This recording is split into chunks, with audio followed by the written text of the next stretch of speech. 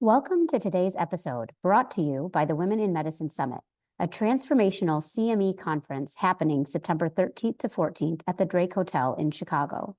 Engage in leadership programming, learn negotiation skills, receive on-site coaching and mentoring, and see who will win this year's I Stand With Her awards. This year, we're excited to offer unique programming that includes a special session on how using improv comedy can bring fun back into medicine. We also have financial sessions tailored to help you navigate the complexities of personal and professional finances. Discover ways to advance into leadership roles, combat burnout, and either reignite your love for your current role or find joy in a new career path. Don't forget our Friday evening gala, a highlight this year you definitely won't want to miss. Register now at womeninmedicinesummit.org and be part of the movement that is shaping the future of healthcare. Join us to network, learn, and celebrate the power of women in medicine. Welcome to the Revitalizing Doctor podcast. We explore with our guests how you can move from surviving to thriving as a physician.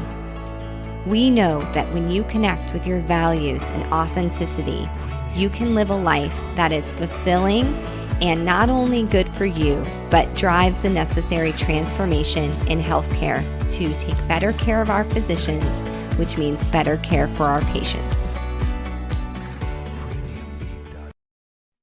I am really excited to be speaking with Dr. Kimberly Chan Ko. She is a board-certified ophthalmologist and diplomat of the American College of Lifestyle Medicine. She is co-founder of Ketamine Startup, an online course that teaches physicians how to open their own ketamine infusion clinic. Dr. Chan Ko created Ketamine Startup with her emergency medicine physician husband after several years as the creative director of their own ketamine infusion clinic, Reset Ketamine in Palm Springs, California. Well, welcome to the podcast. Oh, thank you for having me. I'm just super excited to talk and share. And I've, really enjoyed the other people you've had on your podcast. So just excited to be amongst them now. I think I'm going to jump in with a bit of a juicy question. You are an ophthalmologist, and I know a few ophthalmologists, especially compared to emergency medicine. It kind of feels like the grass may be greener in ophthalmology and that it's a great lifestyle specialty, but it sounds like your day-to-day is no longer ophthalmology. That is right. I mean, you hit a really good point with the whole grass is greener because, as you had mentioned before, my husband's ER, and I would be jealous how he could, like, when he was done, he could turn it off. I mean, as physicians, we really can't turn off helping and wanting to take care of people. But I'm like, oh, when you're done, you're done. Like me, I might see, Mr. Smith again in like 3 months. And it would just keep coming with me. So while it's true for many, many ophthalmologists, it is a great lifestyle. I mean, we're one of the few surgical specialties where you get to sit during surgery. I mean, come on, it's a good life. But it wasn't for me. It could be a combination of where I was practicing. I practiced at the institution that I trained at. So I was like a junior attending. No matter how long I was there, I was still a junior attending. Even if new people came on, it was still, oh, Kim, which was fine. There's pros and cons to that. I don't like to just throw out like being female, but it also there's having a family, having these responsibilities. I think that combined with where I was working was a level 1 trauma center with a huge catchment area.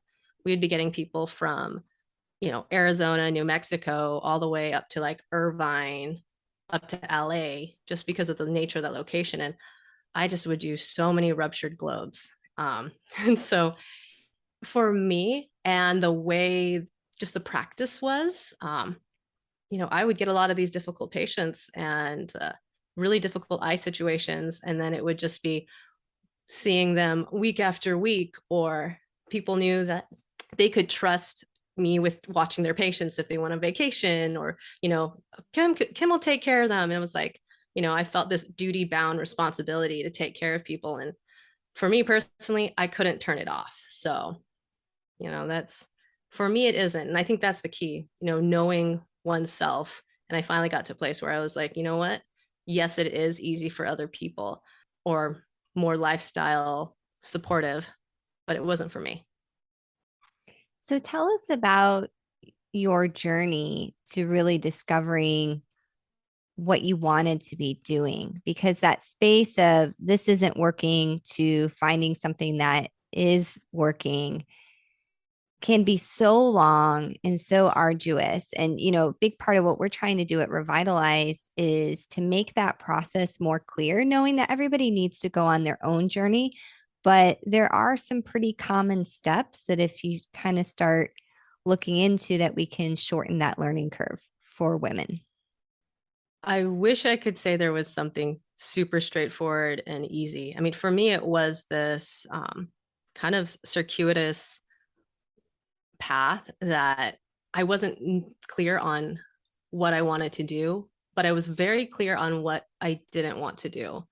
And I think that's a good starting place. At least it worked for me. I mean, I just knew that I needed more of a creative outlet because I was good at repairing broken eyes. There was something, it's very satisfying, especially with imposter syndrome of like, I'm not as smart as the next person, but I can work really hard and I can fix things that are broken. Like that worked for me, but then it wasn't as fulfilling. So I knew I'm like, okay, I need something beyond that. So first off, recognizing what I didn't like doing, but then also recognizing within medicine and clinical practice what I did like. So, I mean, what were the things that I really enjoyed? What I enjoyed was I actually enjoyed the patient education. I did so many diabetic eye screens and figuring out new ways to really drive the point home of like, what's happening when your sugars aren't controlled, and how can I come up with an analogy? What's a more succinct way, or how can I approach getting this message of taking care of yourself for the sake of your vision, not now, but maybe in 20 years, that's going to make a big impact. So I was like, okay, I love that. I loved interacting with residents. I mean, I had a blast. Like for me, I think I stayed in medicine and clinical practice longer than I wanted to, because there was something just so, I don't know, what's the word? I just felt so good when I was with residents, not because they were doing extra work for me, but the kind of being able to connect, um, you know, having a mentorship role, sharing, the struggles I went through, because, there's a lot of things we don't talk about. There's a lot of stuff we've gone through. But we don't let the generations before us that, or like, not passing tests, or having to reapply and all this stuff. So being able to share the story and saying, oh, okay, I'm okay, you're okay. And so I was like, oh, that it's that human connection, that teaching, that sharing of information, which at that time I didn't realize was translate to marketing and teaching other physicians later on, but I dabbled with that. And then just leaning into whatever kind of comes up, saying yes, in the sense of being open to something that you may not expect. So, I mean, earlier on you had mentioned that you do some of the editing for the podcast. So I started editing video. Well, first up, back in high school, back when it was really not cool to be sci-fi nerd and video editor, yearbook editor type, working on the computer, making content and stuff. I mean, little did I know later on, it's like really, really important, and a lot of people wanted to do that. But I was starting to kind of dabble in videos, and if you search the depths of YouTube, you're gonna find some clips of me in some video where I'm trying to come up with like lifestyle and advice for residents and med students. And I was like, if I could do it for one-on-one, I can scale it and teach others. I just tried it. My husband was like, learn how to do YouTube. Maybe you'll have some fun with this. And it wasn't the direction I was going in. Ultimately, it wasn't what I ended up doing. I realized I don't want to be a medical influencer, Insta doctor. We all have our paths and all that good stuff, but it wasn't for me. Fast forward 4 years later, I'm using those skills to make the videos for, the course we made, for our ketamine clinic, and so it's the seeds of that journey.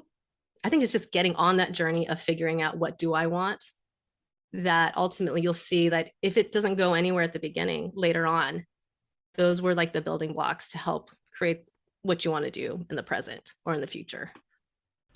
Hey there. Are you feeling a little burned out? Do you want better hours, more autonomy, more money, or perhaps you're so tired right now you're not even sure what you want, but what's going on right now is not working for you? We hear you. Dr. Linda Lawrence and I will be facilitating the Career Transitions course. All the sessions are online and will meet September 7th, 21st, October 5th, 26th, and November 2nd.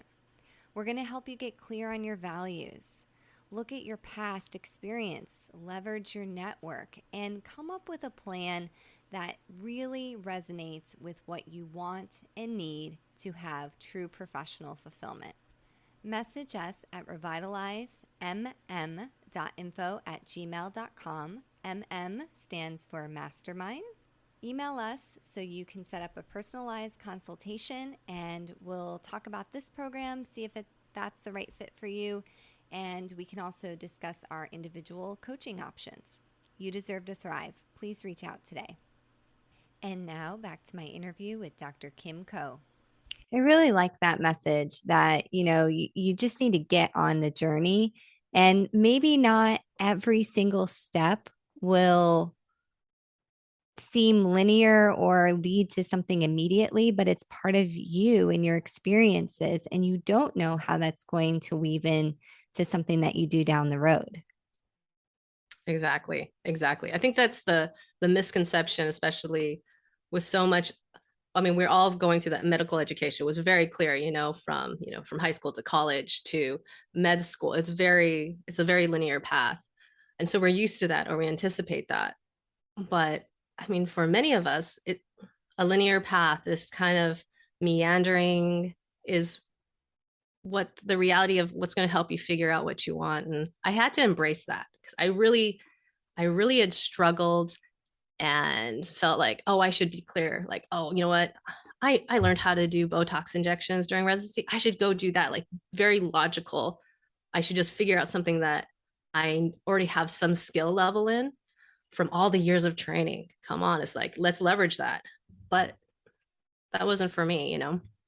Sometimes it's not clear. Sometimes it's this meandering kind of going, I like this thing. I don't know why. It's fun. Let me figure out how to utilize it. Yeah, in the materials that you sent me when I was prepping for this interview is that you did say you did some personal development courses.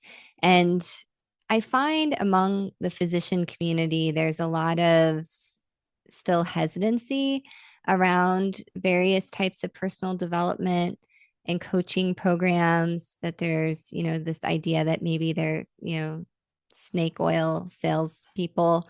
But what was your approach? How did you find coaches or resources that were actually helpful to you? I mean, it's so true.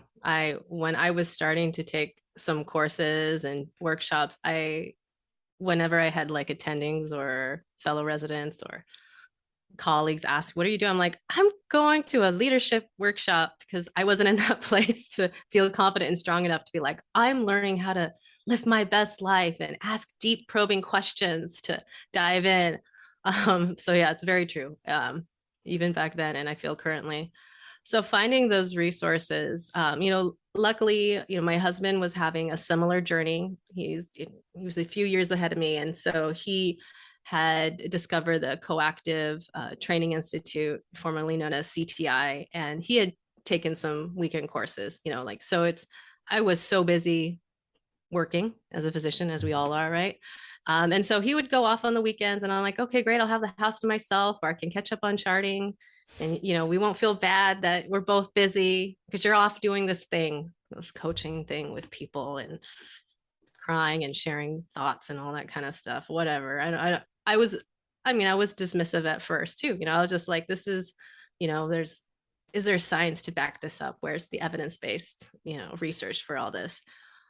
But, he would come back and he was like, you might enjoy this. Some of it is, it's not all that different from, at some level, from when we are teaching medical students or teaching residents, when we're teaching them and talking with them with like the soft, less technical things.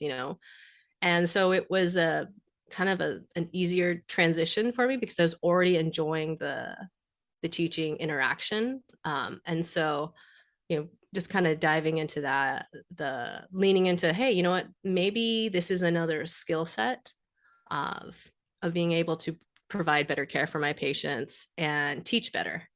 But also, as I went through the training, I was like, oh, more physicians need this. It's so, and so of course, once I was done with my training for life coaching, I was like, okay, I want to coach other physicians, but I realized that wasn't for me, or the way I was marketing wasn't getting people that were ready. I think that's part of it too. It's like being open to it is key. Well, it's like, how many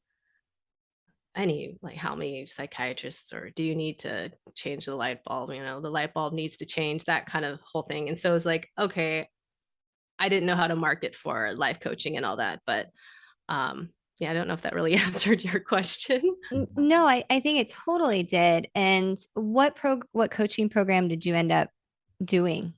A Coactive Training Institute. I think that's what the new name is. And so we had done the class that hooked me in was called their fundamentals, the fundies. And so it was really learning about, how to ask these powerful questions, or how to, sit with, asking a question and then allowing the client to answer and be open. Like, I think the really cool and interesting thing I learned from that was, this was the first time that I could have a role of like helping and being, I don't want to say an authority, but being that I could be in that doctor role, but I didn't have to have the answer, which I thought was really cool. But it was able to create a space in which a person can answer for themselves. And I think that was something there, really like a light bulb turned on. But at that point, I was like, I don't exactly know how to translate this into other things that I do. Stay tuned. We'll be right back. Are you a physician mom with school-aged children feeling utterly exhausted? My friend Dr. Sheeta Shaffi invites you to take a little time this summer to join her in a small, intimate group for meaningful conversations. Dr. Shaffi is an emergency physician, coach, and mom to 8-year-old twins. She understands firsthand what you're going through. This isn't a pizza party or a yoga class. You'll meet for 2 one-hour sessions twice a month starting in July to help you move out of exhaustion, let go of mom guilt, and live a life you're not only proud of, but can truly enjoy. Connect with her on LinkedIn or Instagram at Sheeta Shaffi to learn more. Sheeta is spelled Shideh, and Shaffi is spelled Shafie. You can also check the show notes for a link so you can connect with her there as well.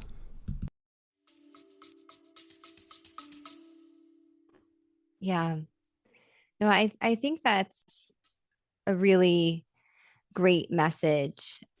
And you mentioned, is there evidence behind this? I'll put a couple of articles in the show notes. There is emerging research that the coaching style is effective for physicians. And you phrased it beautifully that, it's a lot about asking questions in a way that gets the learner to think through things and maybe think about something from a different perspective. So I think that's really cool. Um, Anything else you want to comment on about?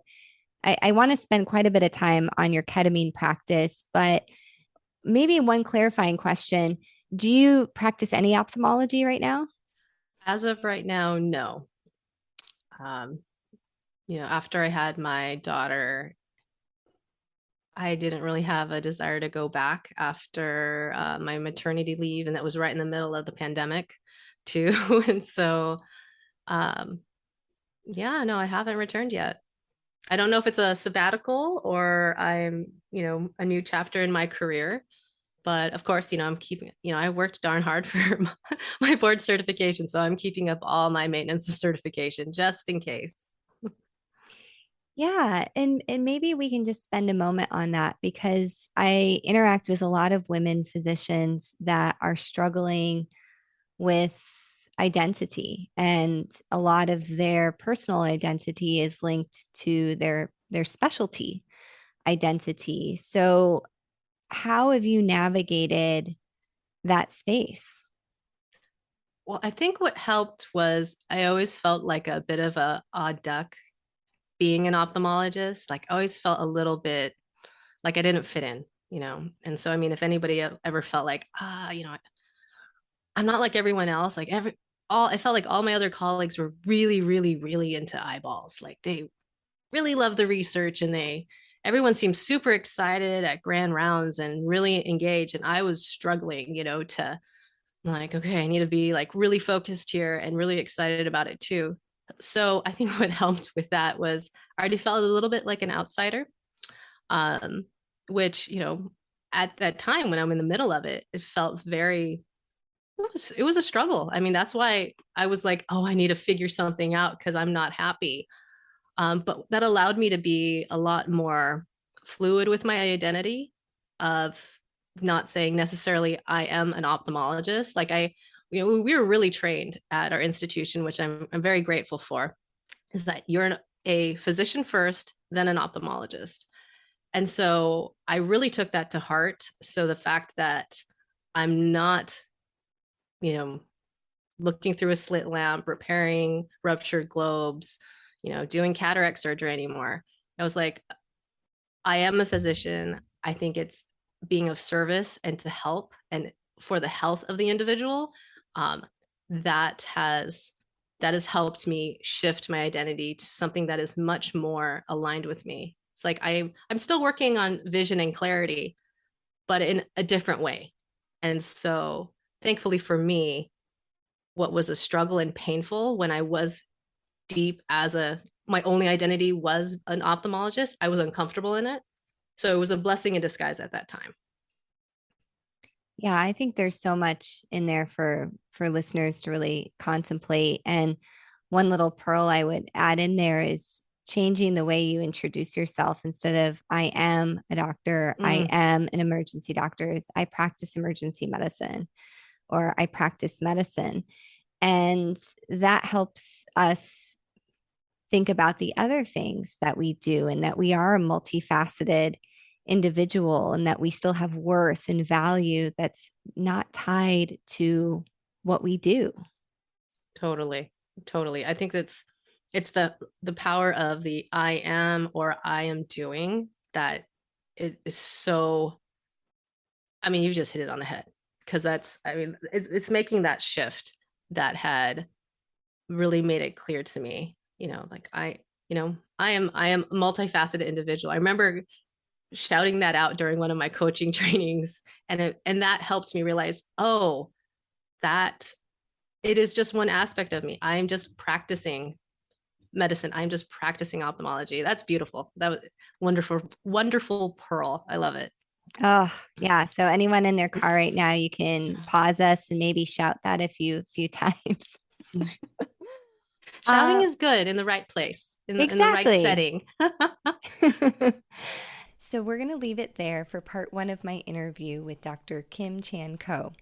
Part two, we're going to get into the details about how she and her husband started their ketamine clinic and tips for people that may want to start their own ketamine clinic or your own clinic in general, which I think is an amazing option. And I'm seeing a lot more physicians, including emergency physicians, pivoting from working from somebody else to working for themselves. They might be starting their own telemedicine business, their own functional medicine.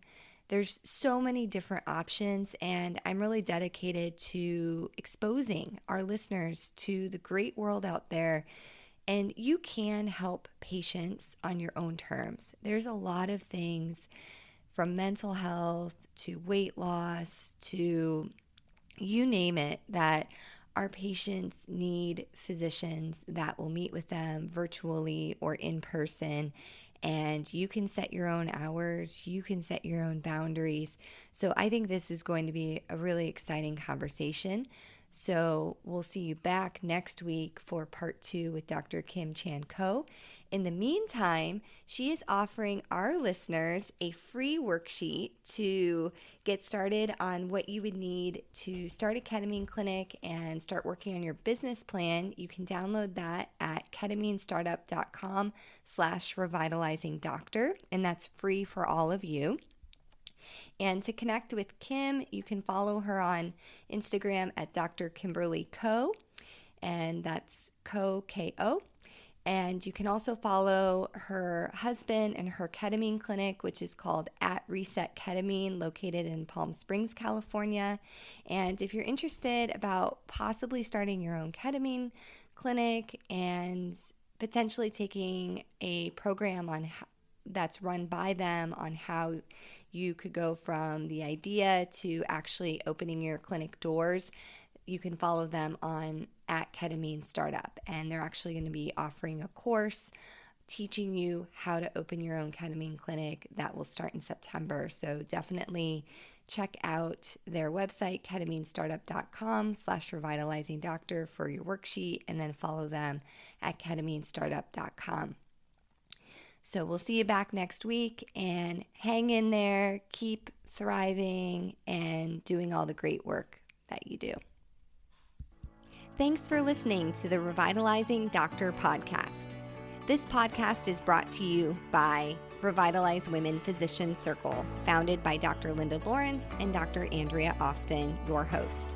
You can connect with us on our website at www.peoplealwayshcc.com/revitalize.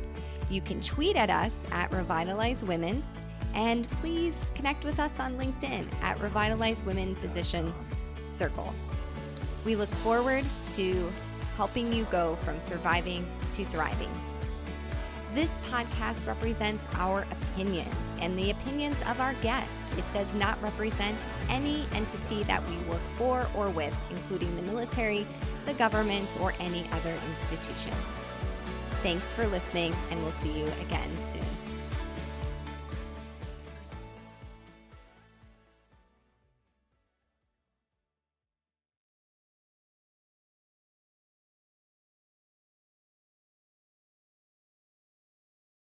Hi, it's Dr. Risa E. Lewis, dropping in to tell you about a book that Dr. Adara Landry and I wrote.